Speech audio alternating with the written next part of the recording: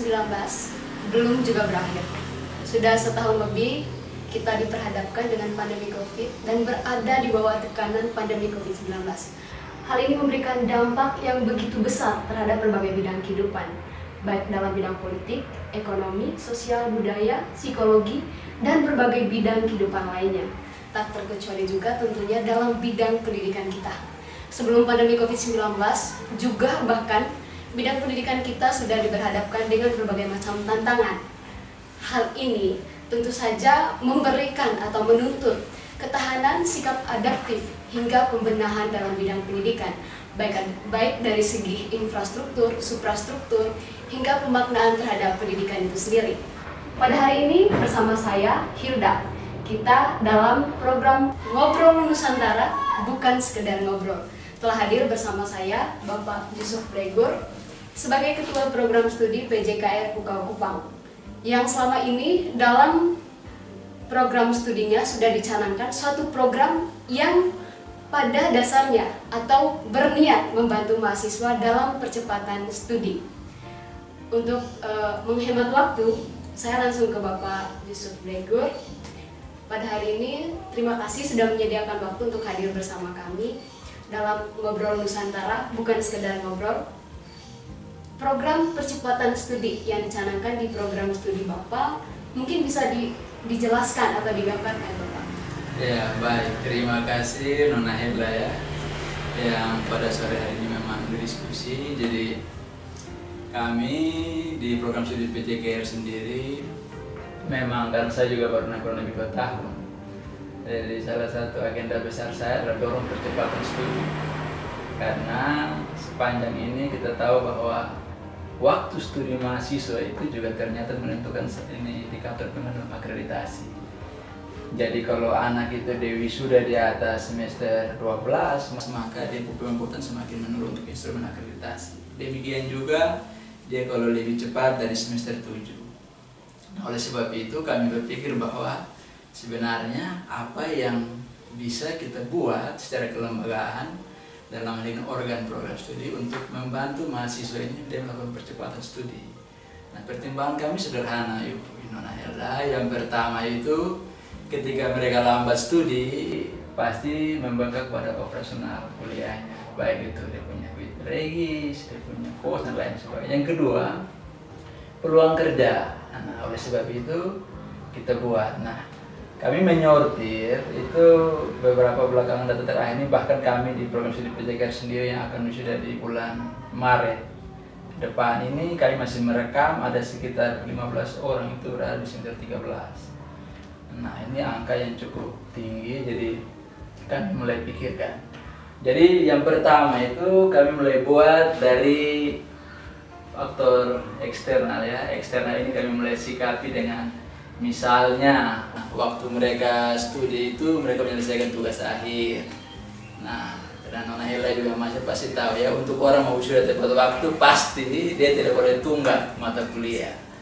Nah, rata-rata saya kemarin meneliti dengan beberapa teman, dari salah satunya dari Ahmad Dahlan Jogja, satu dari Muhammadiyah Kalimantan tuh, kami coba meneropong dari dua hal itu. Yang pertama penetapan tujuan, yang kedua asertivitas. Dan saya kerap kali meneliti itu, ternyata anak-anak kita, anak PJKR apalagi yang hobinya nongkrong, olahraga, nah mereka dalam satu pola pembiasaan berkolaborasi. Ya kadang-kadang teman-temannya ajak, mereka bukan tolak karena tidak mau, tapi perasaan. Nah, kita mulai pikirkan dari situ. Jadi kita mulai tekankan agar anak-anak ketika dia menginjak semester 1, dia sudah punya tujuan. Nah, tujuan yang pertama sudah tepat waktu, dan juga dia harus memikirkan untuk tepat waktu itu dia membuat apa-apa saja. Nah, hal-hal yang apa-apa saja ini juga termasuk di dalamnya rancangan kegiatan yang Bapak Ibu dosen lakukan. Hal kedua, setelah dia punya tujuan, dia perlu mengontrol diri dengan berbagai aktivitas. Nah, kita tahu mahasiswa ini tidak semua aktivitas dia bisa steril. Dia bisa ikut segala macam. Nah, yang ketiga dia harus ada ketegasan, atau dalam bahasa psikologi itu dia bilang asertivitas. Nah, itu kita buat supaya dia juga bisa memblokade kegiatan-kegiatan yang dia pandang itu tidak ada relevansinya dengan pencapaian tujuan dia bisa eliminasi, dia eliminir. Nah itu yang kami mulai sortir Mas. Yang berikut lagi kalau dari aspek dosen ini Nona, kan dalam kegiatan pembelajaran seperti di sekolah itu orang kenal dengan RPP, rencana pembelajaran. Nah di kampus juga itu namanya RPS. Nah kami dorong agar RPP atau RPS ini jangan kemudian dosen dia rancang, dia simpan. Sebenarnya rancangan dia itu harus disebarluaskan kepada mahasiswa sehingga mahasiswa tahu agenda selama 1 semester ini kalau jadi suplai dia mau mengajar apa.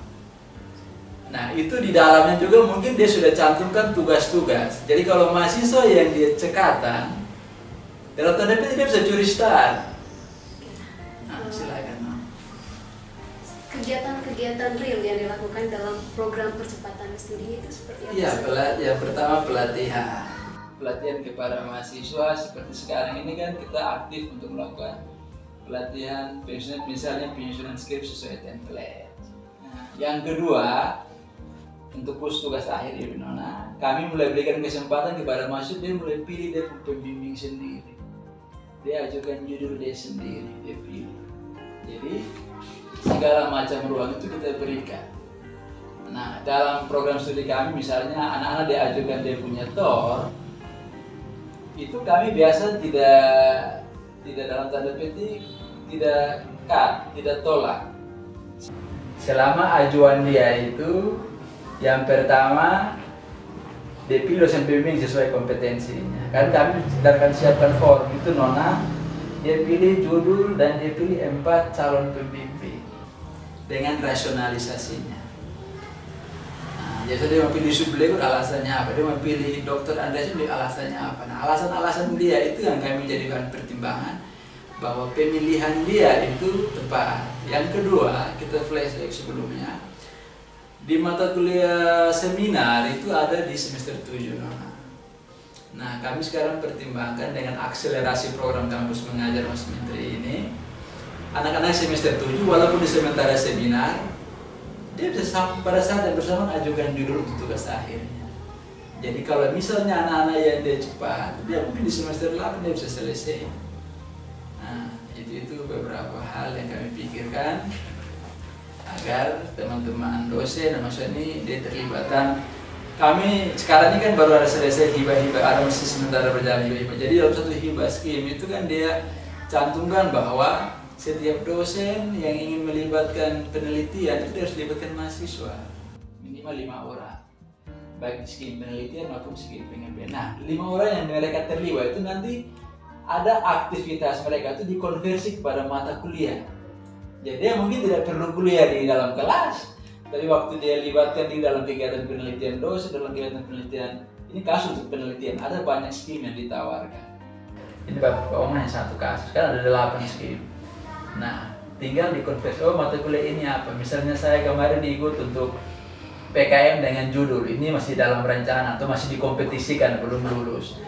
Itu judulnya PKM untuk peningkatan keterampilan mengajar. Nah di situ saya libatkan 5 mahasiswa dan kalau misalnya mereka diterima proposal dan mereka terlibat, maka mereka dikonversi untuk 2 mata kuliah. Misalnya micro teaching dan metodologi penelitian. Itu setara SKS. Langkah-langkah yang dilakukan saya pikir sangat luar biasa Bapak, apalagi dalam kondisi pandemi COVID-19. Tadi sudah sempat disampaikan bahwa salah satunya itu percepatan masa studi mahasiswa itu menentukan indikator akreditasi. Menurut Bapak, apa sebenarnya yang menjadi akar persoalan sehingga proses atau program percepatan studi ini sangat penting untuk dilakukan di akhir masa studi? Ya baik, terima kasih Nona. Itu yang tadi saya sampaikan. Ya yang kita alami jumpai itu kan yang pertama kan operasional kan biaya tuh. Kalau anak semakin terlambat pasti orang tua harus siapkan biaya kos, biaya makan dan sebagainya. Yang kedua yaitu peluang kerja. Nah yang ketiga, nah sekarang ini kan banyak lembaga yang sebenarnya sudah siapkan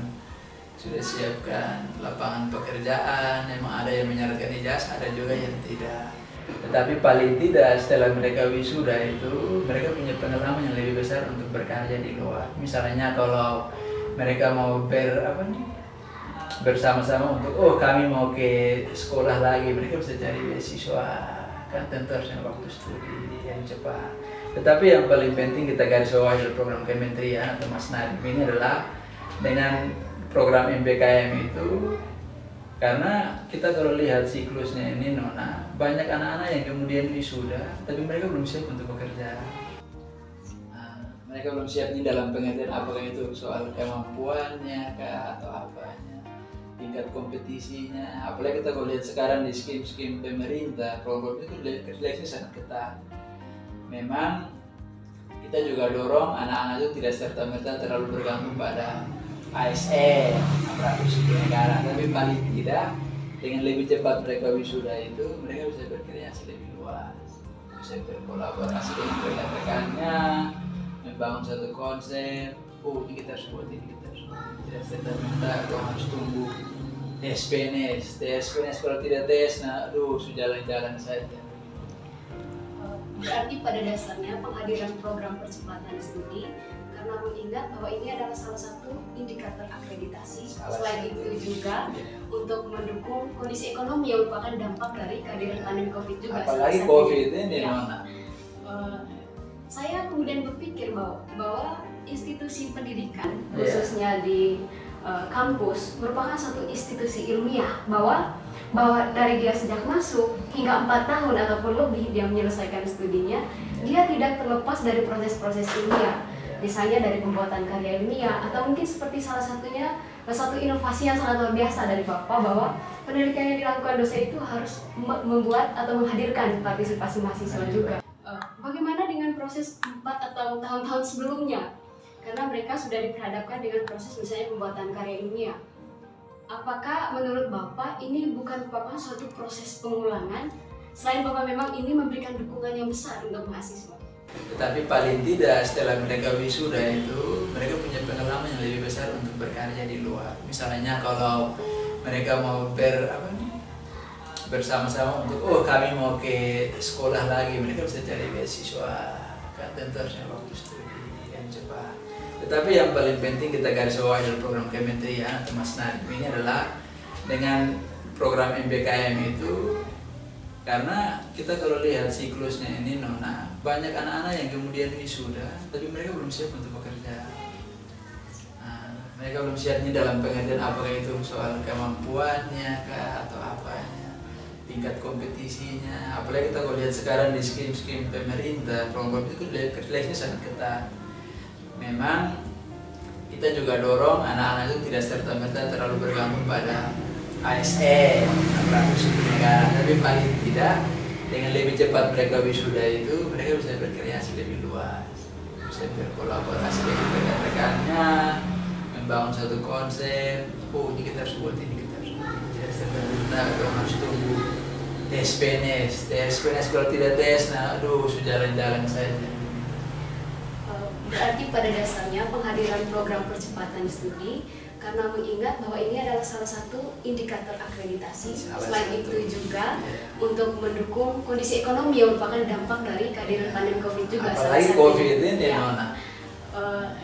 saya kemudian berpikir bahwa institusi pendidikan khususnya di kampus merupakan satu institusi ilmiah, bahwa dari dia sejak masuk hingga 4 tahun ataupun lebih dia menyelesaikan studinya, dia tidak terlepas dari proses-proses ilmiah, misalnya dari pembuatan karya ilmiah, atau mungkin seperti salah satunya satu inovasi yang sangat luar biasa dari Bapak, bahwa penelitian yang dilakukan dosen itu harus membuat atau menghadirkan partisipasi mahasiswa juga.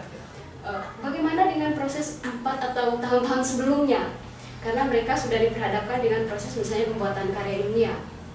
Apakah menurut Bapak ini bukan merupakan suatu proses pengulangan, selain Bapak memang ini memberikan dukungan yang besar untuk mahasiswa? Ya baik, terima kasih. Jadi pertanyaan Nona, kalau sekarang begitu kenapa yang sebelumnya? Sebelumnya juga memang kegiatan pembelajaran kayak begitu, cuma dalam tanda petik lebih kaku, konvensional, karena anak-anak itu dalam tanda petiknya dikatakan belajar apabila dulu dalam kelas dosen di depan, mahasiswa di situ, dan sebenarnya ini kan kegiatan yang terjadi ini bukan kegiatan pengalaman belajar, tapi lebih kepada transfer pengetahuan. Nah, kita sekarang ketahui bahwa semua anak, apalagi anak-anak perguruan tinggi ya, Nona, itu mereka hadir itu dengan sejumlah pengalaman. Nah, bagaimana dengan pelibatan mereka dalam kegiatan-kegiatan lebih kontekstual. Nah, sekarang tadi yang saya omong salah satu, Nona. Nanti ada juga yang anak-anak yang misalnya punya hobinya pengabdian kepada masyarakat. Ada bencana di desa A, desa B, lalu dia pergi. Kalau dulu kan itu dia terikat sekali. Dalam hal ini, anak itu pergi, kenapa dia tidak kuliah di kelasnya saya? Nah, tapi sekarang tidak. Walaupun Nona pergi ke sana, nah, selama bantu di sana buat kegiatan sosial di sana, datang kembali, bukan mata kuliahnya dikonversi. Jadi tidak kaku ya. Sekarang memang ini juga salah satu tantangan bagi kita dosen untuk segera beradaptasi. Jadi adaptasi itu tidak hanya kita lekatkan kepada mahasiswa, tetapi adaptasi juga harus kepada dosen.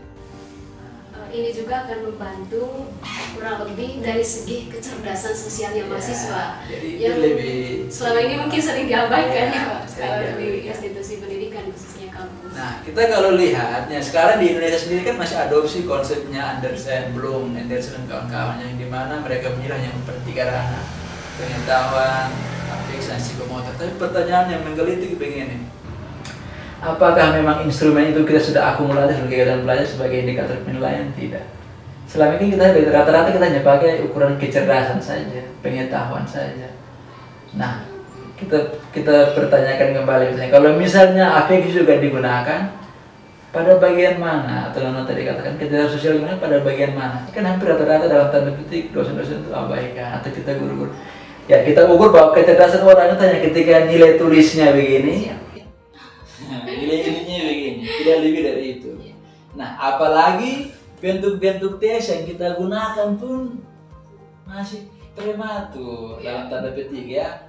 Hanya kita berikan tes tulis yang berupa soal pilihan ganda, itu kan hanya pada kecerdasan tingkat rendah. Jadi sebenarnya kebebasan ekspresi anak-anak itu yang perlu kita kembangkan. Jadi kita ilustrasinya kan begini, Nona mau ke Flores, pulang kampung, ada yang naik ferry, ada yang mau naik ke sana. Itu kan jalan media orang ke sana. Yang paling penting sampai di Flores tidak. Nah itu ya. Jadi seorang kita guru atau dosen harus tahu tujuan pembelajaran kita mau kemana. Persoalan anak-anak mau gunakan media apa dia ke sana, itu cara dia. Dan ini yang kemudian selama ini kita batasi, kita tutup. Kurang lebih kita dikecilkan dalam proses pembelajaran. Jadi kalau tidak sesuai dosen punya rel kan maka itu salah. Iya. Nah, padahal sebenarnya bukan itu. Bayangkan Nona, kita satu dosen, satu orang mengajar 20 siswa saja atau 25 saja. Nah, itu kekayaan mereka begitu banyak. Itu yang kami pikir sebenarnya perkaya pengalaman belajar mereka sehingga mereka itu lebih banyak berekspresi. Apalagi kita di guru ya, kasus guru. Guru ini lebih banyak di hadapan siswa. Nah, apalagi mereka kalau tidak biasa tampil untuk bicara, itu mereka kesulitan turun. Nah, guru ini soalnya. Nah, kalau guru-guru kalau dia tidak berani untuk tampil, nah sekarang kalau misalnya mereka di belakang baru mereka tidak berani tampil, kita pakai salah sama. Berarti ada yang keliru dengan proses kita. Maka proses pembelajaran yang terjadi selama kurang lebih itu tidak merekayasa kegiatan-kegiatan yang akan mendukung dia untuk dia ada di masyarakat. Misalnya kegiatan pembelajaran kita hanya dosen ceramah dan sebagainya. Padahal yang kita lakukan sebenarnya transfer pengetahuan. Dan kalau untuk zaman sekarang tidak perlu itu lagi. Kenapa? Cukup tanya Google saja. Iya. Tanya Google habis loh. Mana mau tanya apa? Mau definisi apa? Dalam negeri sampai luar planet semua pasti ada di Google. Nah, tetapi bagaimana kasus-kasus itu dipecahkan oleh anak-anak itu Google cuma jawab agak susah karena sifatnya eksplorasi pengalaman. Terkait dengan hadirnya pandemi ini, selain bahwa memang pandemi membawakan dampak negatif, saya pikir di satu sisi juga dia membawa dampak positif, di mana kemudian kita dituntut untuk melek teknologi, mengadaptasi dengan sistem atau keadaan yang ada. terkait dengan program percepatan studi yang sekarang sedang Bapak laksanakan di dalam program studi Bapak, apa yang menjadi tantangan terberat menurut Bapak? Ya, memang tantangan berat ini karena yang pertama kurikulum kita belum menyediakan itu. Makanya kemarin di updating kurikulum, kami di Program Studi PJKR sudah mulai masukkan program komputer wajib itu dalam jadi anak harus ambil. Karena ke depan ini orang sudah tidak bicara paperless lagi atau les paper apa kertas tidak, digitalisasi. Makanya sekarang yang anak-anak kita ini yang mau wisuda ini kan skrip-skripnya harus sesuai template. Saya selalu omong ke mereka, kalian jangan anggap remeh penggunaan penguasaan komputer. Kalau kamu biar punya kemampuan lebih ABCD, kamu tidak bisa mengoperasionalisasikan bagaimana soal. Nah itu sering kita kalau nonton itu stand up comedy dulu yang Sahabat Abdur kok yang dari NTT juga, dia bilang ilustrasi yang dikasih soal sertifikasi. Karena orang-orang tua dulu jarang kenal pegang komputer begini soal habis, pegang komputer goyang-goyang waktu habis. Nah, sekarang tes semua kan soal hilang. Nona, kalau itu tes PNS itu kita tes hanya soal itu dikasih sekian menit, sekian detik. Tidak jawab itu dia akan hilang. Bukan dulu kita mau kerja lewat dulu buat nanti kapan dia hilang. Nah oleh sebab itu tantangan terberat kita itu penyediaan program dalam bentuk kurikulum. Yang kedua ya kita juga harus akui bahwa anak-anak kita ini apalagi olahraga kalau yang lain mungkin olahraga ini karena dalam tanda petik framingnya mereka bahwa yang penting bisa lari, yang penting fisiknya ya didominasi. Akhirnya mereka kadang-kadang mengabaikan hal-hal yang sifatnya ketik mengetik sedikit kalau ada tugas hanya titip perintah gitu. Padahal nanti mereka jadi guru rental tidak ikut pergi. Setidaknya mereka menguasai 3 hal, atau Word, PowerPoint, Excel. Ini dasar, kalau tidak tahu susah. Nah, tetapi yang menarik juga adalah ini juga secara tidak harus merangsang dosen untuk dia juga harus segera adaptasi. Jangan sampai anak-anak sudah percepatan ke sana untuk pengurusan IT, giliran dosen-dosen yang lambat lagi, tidak bisa operasional nanti kan tidak istilahnya tidak koheren, tidak koheren. Jadi ini ketimpangan ini juga harus sebenarnya bergerak 2 arah. Pada intinya dalam kondisi pandemi dan juga tuntutan melek teknologi, kita semua betul-betul dituntut untuk punya kesadaran dan tidak hanya menyikap kesadaran tersebut, tapi juga mengambil keputusan dan tindakan. Dengan tantangan-tantangan yang ada, tingkat pencapaian menurut Bapak sekarang terkait dengan implementasi dari program percepatan studi ini bagaimana Bapak? Ya, untuk implementasi ini memang kami akui belum maksimal ya, karena saya setelah baru 2 tahun ini saya mulai program, tetapi ada satu keberhasilan yang kami bisa rekam dan bisa sampaikan itu pada angkatan tahun lalu, mungkin angkatannya di masa teman-teman itu kami sudah berhasil mewisudakan semester 8. Itu sudah dalam catatan program studi berdiri, itu baru pertama kali wisuda dengan semester 8. Saya saja dulu wisuda paling cepat itu semester 9. Kenapa semester 9? Karena semester 8 baru selesai materi. Nah, selesai materi baru bisa program skripsi. Nah, program skripsi saja dia makan waktu. Maka itu kita kalau analisa, waktu tunggu anak-anak dia program skripsi sampai dia wisuda itu tidak ada yang di bawah 1 semester. Rata-rata 2 semester ke atas. Nah ini kenapa masalahnya? Oleh sebab itu di tahun 2021 itu bulan Februari tepatnya itu kami mencatat kurang lebih 10 anak itu wisuda dengan semester 8 pas. Saya masih ingat nama-nama mereka itu ini Lukas Kitu, Ferdinand, Kaius Oki, Oktalede, ini Krisnesi, itu mereka sudah semester 8. Dan itu catatan pertama kali sepanjang program studi ini berdiri sejak tahun 96 kalau saya tidak salah. Itu kita. Nah sekarang kita pikir bagaimana kasih turun nilai ke 7. Jadi kemarin ini di program studi itu semester 7 itu kan ada mata kuliah seminar. Nah, itu kami mulai bagi, misalnya ada 12 dosen tetap di program studi, kita bagi bahwa semua kelas itu dipegang oleh 4 dosen tim. Dengan catatan kami bahwa selama anak itu kuliah, dosen langsung bimbing ini 4 orang dosen untuk mengajar mata kuliah seminar. Pada saat yang bersamaan dosen kalau setuju langsung judulnya itu langsung diajukan ke program studi sebagai judul proposalnya. Jadi sementara dia seminar, sementara juga dia ini ajukan dia puntor dan dia kalau setuju langsung dia sementara bimbingan mata kuliah langsung jalan. Bahkan ada di kemarin kami rekam 2 anak itu sementara kuliah seminar dia juga sudah bisa seminar proposal. Karena pemikiran kami di prodi sederhana saja. Ini kuliah kan untuk tujuannya untuk anak ini siapkan proposal.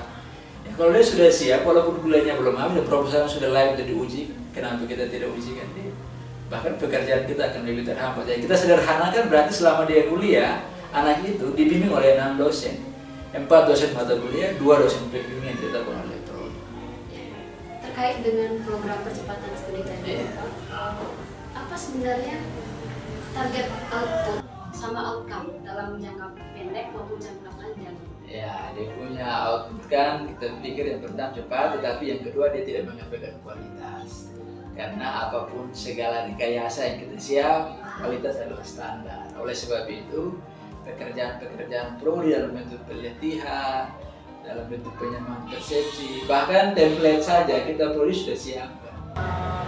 Kita siapkan kepada mereka supaya memudahkan, karena ada juga polemik bahwa dalam tanda petik hegemoni alma mater ini juga soal. Misalnya saya dari Surabaya dengan skema alma mater dan template-nya begini, ini dengan begini. Kalau tidak ada template yang kemudian membekukan kita pada satu definisi prosedur, itu juga soal dipisah. Itu harus begini, itu harus begini. Jadi kadang-kadang keterlambatan mahasiswa itu juga dipersoalkan pada hal-hal yang non teknis, bukan pada substansi persoalan. Jadi ya kita harap akselerasi itu bisa mendukung percepatan studi, yang kedua mendukung indikator kinerja utama perguruan tinggi, yaitu mulai melibatkan mahasiswa dalam di masyarakat, di lapangan kerja, sehingga mereka punya keterampilan, pengetahuan yang disiapkan untuk mampu beradaptasi. Bagaimana strategi yang dilakukan agar percepatan studi ini kemudian tidak melangkai substansi? Ya, tidak melangkai substansi, yang kami garis bawahi itu adalah kualitas, ya Nona. Ya, kalau secara regulatif itu bisa kita penyesuaian, tetapi secara substansi itu kualitas. Jadi, ya misalnya Nona mau contoh kasus yang mana? Kira-kira Nona mau contoh kasus yang mana? Supaya kita jelaskan di liga operasional. Oke, tadi kan program percepatan studi ini kan dilakukan pelatihan, dimana salah satunya terkait template. Ya. Latar belakang dilakukannya ini tadi kan terkaitnya bahwa ini salah satu indikator akreditasi. Yang kedua ini mendukung soal ekonomi. Nah, kenapa kemudian perlu dilakukan lagi proses percepatan studi dengan pemberian template, atau kalau tidak salah sempat saya telusuri bahwa salah satunya itu diberikan latihan pengambilan referensi yang tepat atau penulisan sitasi.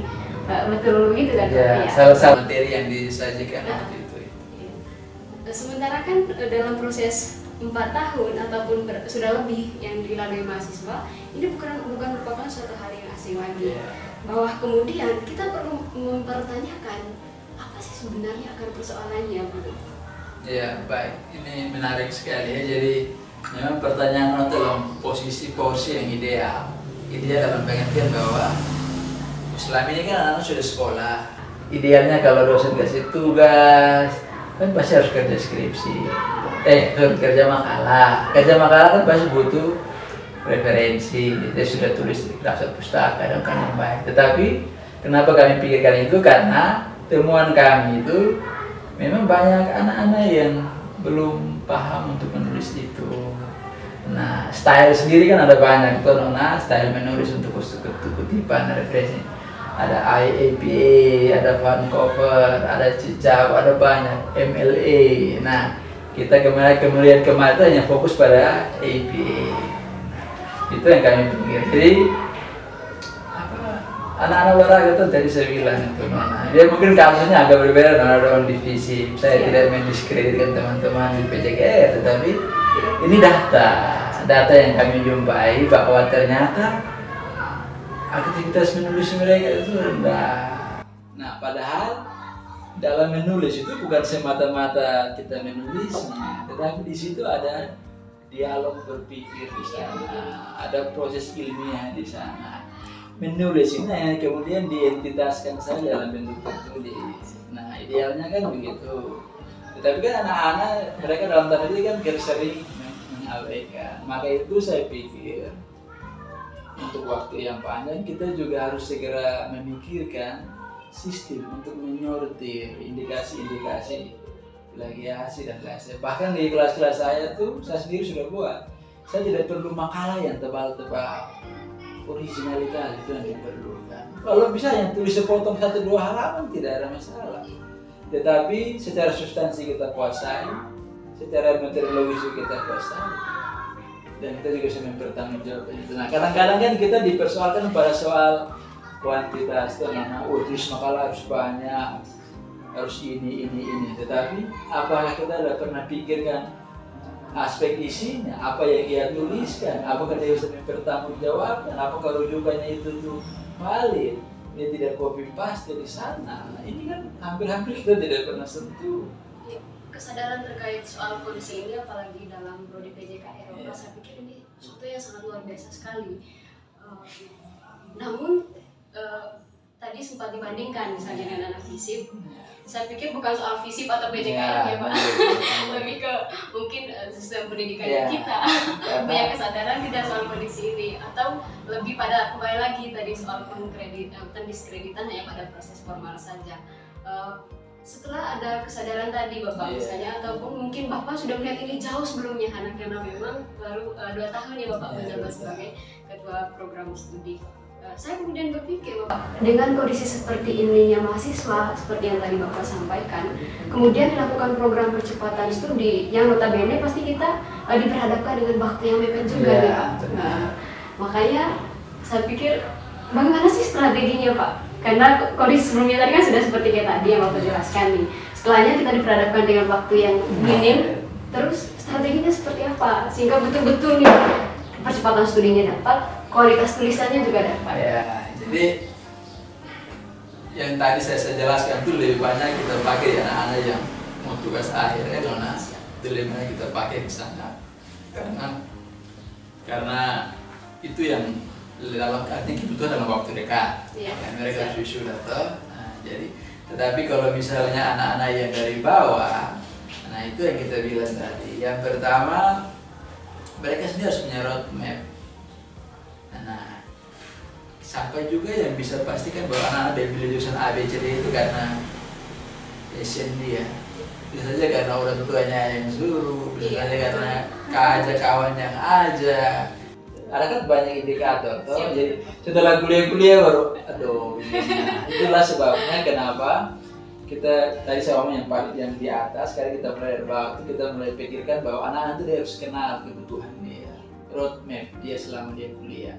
Kurang lebih dia masuk tuh paling tidak program 20 SKS, 21 standar untuk baru masa. Nah di 21 ini kan dia harus tahu, dia harus tuntas kan. Kalau dia tidak tuntas kan dari program ulang lagi Nona. Nah dia tidak tuntas. Nah yang dia harus tuntas bagaimana? Sekarang misalnya Nona mau kuliah dan saya sama kuliah Nona pun RPS, Nona Suposti. Ya ingat ya yang kuliah yang Ibu Hela. Ibu Hila ini materinya ini. Saya sebagai mahasiswa sudah lihat, Ibu Hila materi sudah posting di akademik. Jauh sebelum akademik ini hadir, saya dulu biasa kuliah itu sebelum saya kuliah saya sudah bagi sampai RPS ke anak-anak. Jauh sebelum sistem online hadir. Kenapa? Saya masuk mereka itu tuntas. Tetapi untuk tuntas kan tidak bisa kita tuntas-tuntas saja. Karena apa? Kualitas. Kita mau mereka tuntas, tapi harus kualitas. Nah, oleh sebab itu kita berikan rubrik-rubriknya. Oh ini, dan pengalaman saya untuk kasih kuliah anak, saya tidak pernah tes mereka tulis. Saya tes performa. Jadi itu yang kemudian pekerjaan mereka lebih sedikit, tapi mereka memenuhi standar berpikir, standar hasil belajar yang di 456, di analisis, evaluasi, sampai pada mengkreasi. Nah sekarang pertanyaan saya sederhana, orang dia bisa tahu segala sesuatu, Nona guru kasus guru, tetapi dia tidak bisa mewujudkan dalam penyampaian dia. Saya kan tahu dan dia berkesan itu benar. Kalau dia ingat, aduh nanti soal dulu, aduh tadi saya juga mau ngomong begitu. Ini kan soal juga. Oleh sebab itu rekayasa banyak ya kita buat, tetapi saya juga akui bahwa ini perlu sinergitas dengan Bapak Ibu dosen sehingga mereka tahu. Yang paling penting itu menurut saya ya, mungkin setiap pimpinan dia punya strategi yang berbeda, tapi yang paling penting bagi saya dia kalau baru masuk dia harus tahu roadmap dia, tujuan dia sekolah ini apa, mau jadi guru mau wisuda di semester berapa. Nah itu dia harus tahu semua, sehingga dia baru berikut dia mulai kenali setiap ciri mata kuliah yang kemudian diasuh oleh dosen, karena setiap dosen dia punya strategi berbeda. Siap. Iya toh. Pada intinya persiapan percepatan studi tidak hanya khusus untuk mahasiswa tingkat akhir, di mana notabene dilakukan pada semester sementara dia kerja tugas akhir. Namun juga persiapan dari awal yang perlu dilakukan, roadmap untuk setiap mahasiswa, sehingga betul-betul ada persiapan dari awal. Karena bagaimanapun juga proses berpikir yang menghasilkan satu tulisan itu butuh proses panjang juga ya. Sekarang kan sementara dilaksanakan program Kampus Merdeka ya Pak? Kampus Merdeka salah satunya dari Pak Menteri. Menurut Bapak, pendidikan yang memerdekakan itu yang seperti apa sih? Ini salah satu menurut saya, karena anak-anak diberikan opsi untuk memilih sesuai preferensi dia. Karena belajar itu tidak serta-merta kita definisikan dalam ruang kelas, guru dan mahasiswa dan dosen, kan tidak sederhana itu. Nah, tetapi bagaimana tugas guru itu paling sulit di apa Nona kira-kira? Menurut Nona, paling sulit tugas guru itu adalah mendiagnosis potensi saudara, mengembangkan dia potensi, itu paling sulit. Guru pekerjaan yang paling sulit. Sama tahu Nona potensi ini apa? Diagnosis Nona potensi sudah susah. Bahkan mungkin Nona sendiri juga belum tahu Nona potensi. Lebih dari dokter pendidikan ya Pak. Jadi guru itu susah kerjanya. Dia diagnosis. Setelah diagnosis, baru dia mulai rekayasa pembelajarannya dia dalam bentuk RPP, RPS itu baru bagaimana yang akhirnya begini. Itu guru itu kerjaan paling susah.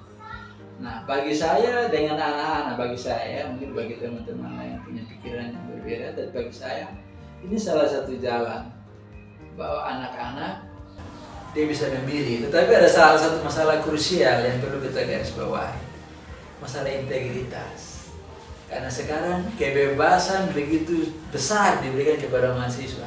Saya sebut saja contoh tadi yang mahasiswa mau pilih tugas, saya dia pilih dia dosen sendiri. Kan dia pilih, dia kebebasan dia pilih. Misalnya saya pilih Nona untuk sebagai saku pembimbing. Lalu kebebasan saya untuk memilih Nona saya gunakan semena-mena. Misalnya Nona punya kepakaran di A, saya punya judul di B, tapi saya pilih Nona karena secara emosional saya dekat dengan Nona. Berarti saya bisa bukan kemerdekaan ini saya salah gunakan dengan memilih orang yang walaupun kebutuhan saya tidak ada di Nona misalnya, tapi karena secara emosional, maka apa? Nona harus dampingi saya untuk mengarahkan saya sesuai dengan keilmuan Nona, atau tidak Nona membimbingkan saya untuk, aduh ini anak saya bukan pakaran bukan di situ, jadi nanti mungkin kayak Pak ini. Jadi anak dia pilih. Ini kan bukan persoalan bimbingnya Nona, tetapi pendampingan apa yang diberikan kepada mahasiswa agar mereka itu kan bisa mengatasi masalah dan sebagainya. Dan bagi saya ini kemerdekaan salah satu ya. Selama ini kan kita saja dulu kuliah harus begini, tapi dengan ini sangat merdeka. Bahkan tapi catatan saya hanya itu, integritas ini soal. Karena sebut saja tadi yang saya bilang, saya lulus ini anak dibuat mahasiswa anak saya ikut. Nah, walaupun saya ikut dalam programnya saya, tetapi ukuran-ukuran indikator yang mencirikan bahwa mata kuliah itu harus tercermin dalam setiap kegiatan yang saya buat. Sehingga walaupun anak itu dia tidak kuliah di kelas, dia ikut saya di penelitian atau pengabdian luar-luar, tetapi mata kuliah tadi yang saya mau konversi ini apakah kompetensi yang saya ajarkan ke di sana itu relevan? Itu juga soal. Jadi itu kan persoalan integritas. Bisa kalau saya sederhanakan begini, sudah saya buat Nona Hilda datang, terus saya kasih Nona Hilda nilai saya. Nilai oke, Nona dapat, konversi jelas terjadi. Tetapi isi dari nilai yang saya berikan kepada Nona itu harus dipertanggungjawabkan tidak. Ini kan juga persoalan. Maka di situ integritas. Ya, mungkin yang terakhir nih Pak, pesan Bapak buat pendidik ataupun buat mahasiswa di tengah kondisi pendidikan kita dihadapkan dengan pandemi dan juga persoalan mendasar dari soal infrastruktur, suprastruktur hingga pemaknaan soal pendidikan itu sendiri. Mungkin bisa disampaikan. Ya baik, kalau dari saya closing statement ini sesuai dengan aspirasi Nona. Yang pertama untuk mahasiswa ini, sekarang pemerintah sudah sangat terbuka ya, sampai pada titik ini sudah sangat terbuka, memberikan kebebasan yang begitu besar, begitu luas kepada mahasiswa bahkan siswa untuk dia boleh pilih apapun preferensi belajar yang dia menginginkan. Dia senang mau proyek silahkan pilih proyek, dia senang mau ini silahkan pilih, dan seterusnya. Nah kesempatan ini sebenarnya dipakai untuk mahasiswa dia berkembang. Yang kedua, era ke depan ini kan sudah era yang bukan bermain pada level pengetahuan, level menghafal, itu sudah tidak pakai lagi. Kasus pecah, evaluasi kekurangan di mana kita kembangkan, kekurangan mana kita kembangkan. Jadi levelnya sudah sangat tinggi. Rotasi ini butuh percepatan. Ini sebenarnya kekejutan ya, kalau kita yang tidak pernah hidup dalam budaya itu, ini kekejutan buat kita kaget sekali. Di luar sana, negara-negara lain mungkin ini hal-hal sederhana, anak-anak SD SMP mereka sudah kerjakan. Nah kita baru di Indonesia kita kaget. Nah mereka harus pakai kesempatan itu. Yang kedua, sasar kegiatan-kegiatan yang melatih kemampuan berpikir tingkat tinggi. Nah, tetapi harus digarisbawahi juga bahwa kecerdasan tidak serta-merta membuat kita berhasil. Apa yang kita bisa sebut sebagai soft skill, social skillnya itu juga perlu diperhatikan. Jadi saya pernah membaca juga artikel lawas ya, mungkin teman-teman sudah banyak baca. Orang pernah lakukan survei untuk orang-orang sukses di dunia ya, Nona, di dunia. Itu diurai berapa indikator, ternyata 1 sampai 10 indikator kalau saya tidak salah itu berkaitan dengan afeksi semua, sikap semua, karakter semua. Yang pertama harus jujur, ternyata orang-orang sukses yang pernah itu harus jujur, cara kerjanya ini disuruh, termasuk kerja keras, jujur, disiplin, termasuk pilih pasangan hidup. IPK itu bahkan ada di urutan belasan. Nah, jadi itu digunakan dengan baik. Nah kalau untuk pendidik sendiri, saya tekan ke dua hal, Nona. Yang pertama kesempatan merdeka itu yang dipakai, yang kedua sasar kegiatan-kegiatan yang melatih kemampuan berpikir tingkat tinggi. Yang ketiga harus punya roadmap. Jadi yang ketiga untuk masa roadmap, ya peta jalan. Saya mau kemana? Mungkin ini tidak terbiasa karena memang manajemen diri ini tidak pernah dipikirkan. Karena bagaimana rupa pun kalau kita tidak punya roadmap, saya saja Nona, selama di kampus kalau ada kegiatan-kegiatan tidak bersentuhan yang saya punya roadmap, saya tidak ikut. Walaupun pimpinannya aja atau kawan baik yang aja, karena saya kemampuan juga terbatas. Kalau saya mau paksa ikut-ikut itu, bahkan saya bertujuan sendiri, saya tidak fokus ya, energi kita terbuang kiri kanan. Saya pernah baca satu artikel dalam wisuda Universitas Negeri Surabaya, lulusan S2 itu dia bilang begini, wisuda terbaik itu dia bilang, menunda pekerjaan itu menambah penderitaan. Yang jadi pertanyaan, kenapa kok pekerjaan bisa tunda? Ya karena kita mau ikut A, mau ikut B, mau ikut C, mau ikut D. Nah, makanya ikut-ikut itu bukan persoalan, bukan dilarang, tetapi apakah yang kita ikut-ikut itu mendukung kita punya roadmap? Tidak, itu yang soal. Nah kalau untuk pendidik, saya pikir kita juga segera beradaptasi karena pendidik ini punya kekuasaan sangat besar ya Nona. Kalau misalnya kita anak-anak sudah kita ini ke sana, lalu kita tidak segera beradaptasi, kita anggap ini salah, itu soal. Ini tidak nyambung toh. Mahasiswa sudah misalnya buat kegiatan yang banyak atau ikut program-program itu, tapi kita sendiri tidak pernah mengakui itu soal. Ada hal-hal teknis, jangan baper. Pendidik itu juga jangan baper. Kalau jangan baper, ini anak ini tidak biasa guru saya, ini anak ini, itu soal. Jadi kadang-kadang kita menggunakan instrumen penilaian yang tidak ada relevansinya dengan tujuan yang mau kita capai. Yang berikut juga harus melek juga teknologi. Ya sampai kita mau urusan teknologi. Yang berikut untuk pendidik ya integritas. Karena kemerdekaan itu begitu besar, untuk mahasiswa dia memilih, bahkan dosen itu tidak milih atau guru tidak pakai, dia harus jujur. Nah sekarang yang lucu kan begini, Nona mungkin bisa dia jujur, tapi kalau diawasi. Iya. Bukan atas kesadaran. Nah, ini sekarang kita butuh kemerdekaan tanpa diawasi. Ini soal. Dan ini bagi saya masa krisis. Kalau Indonesia bisa lewati atau kita pendidik bisa hantarkan pendidikan untuk lewati ini masa krisis, kita akan hebat. Tapi kalau justru kita salah gunakan ini kemerdekaan, kita tidak bisa melewati masa krisis, kita akan terpuruk. Karena instrumen kemerdekaan yang diberikan kepada kita itu kita salah gunakan. Kita salah gunakan untuk sudah ini saya adik, ini saya kawan, sudah ikut saya saja nanti sudah nilai 1. Tapi kita menyusahkan anak itu di kemudian hari. Oke, dalam waktu dekat anak itu cepat selesai. Itu maka tadi saya bilang kita boleh bisa cepat selesai. Tapi indikator apa yang kita bisa pakai untuk kalau dia selesai cepat dan dia punya kualitas itu terukur. Baik, terima kasih Bapak sudah bergabung bersama kami dalam Ngobrol Pintar, bukan sekedar ngobrol. Saya pikir ini sudah memberikan begitu banyak masukan pada bidang pendidikan kita yang kita berharap bersama bahwa besok lusa betul-betul akan ada perbaikan-perbaikan atau pembenahan-pembenahan dalam bidang pendidikan kita, khususnya dalam tingkat perguruan tinggi. Terima kasih sudah hadir bersama kami dalam Ngobrol Pintar pada hari ini. Kehadiran pandemi memang memberikan begitu banyak dampak terhadap kehidupan kita, bahkan menyentuh berbagai banyak kehidupan. Salah satunya seperti yang tadi sudah kita bahas bersama dalam bidang pendidikan. Dengan dunia pendidikan yang diperhadapkan dengan begitu banyak tantangan, kita dituntut untuk memiliki kesadaran, kita dituntut untuk menyikapi, lalu mengambil keputusan atas kondisi pendidikan kita pada hari ini. Lantas, bagaimanakah pendidikan yang merdeka menurut teman-teman? Silakan membangun argumen, membangun ide soal pendidikan yang merdeka versi masing-masing. Tapi kita mesti bertanggung jawab. Sekian dulu Ngobrol Nusantara, bukan sekedar ngobrol yang kami laksanakan pada hari ini. Kami sampaikan terima kasih.